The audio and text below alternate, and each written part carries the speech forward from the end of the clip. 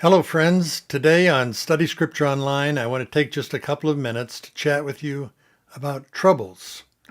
We all have them.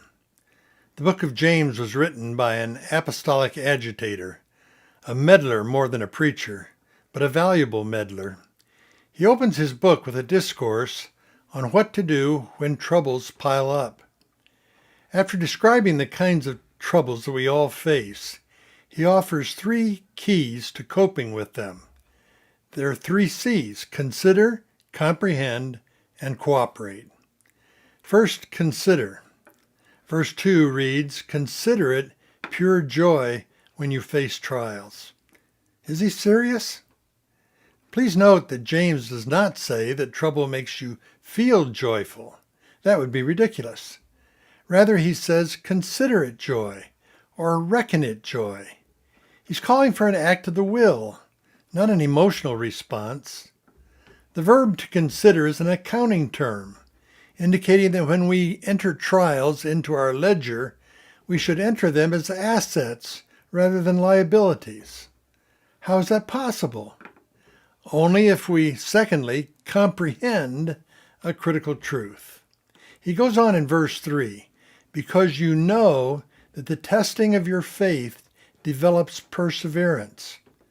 There is a benefit to trials, and it's the same benefit that an athlete enjoys when he works hard to get in shape, or a soldier receives by going through boot camp. The athlete or soldier never knows when he might be asked to draw upon his reserves, and the pain of training makes sure there is something in reserve when it's needed.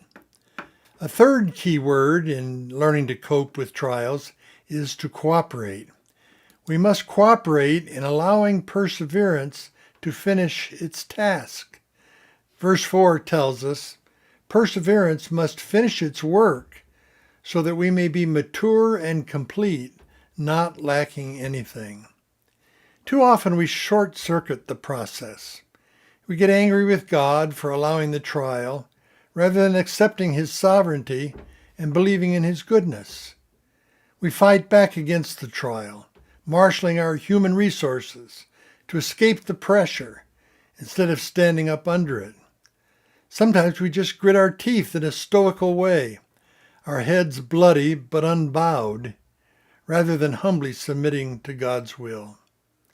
For further exploration of this topic, click the link below, which will take you to a sermon entitled "When Troubles Pile Up," from James chapter 1.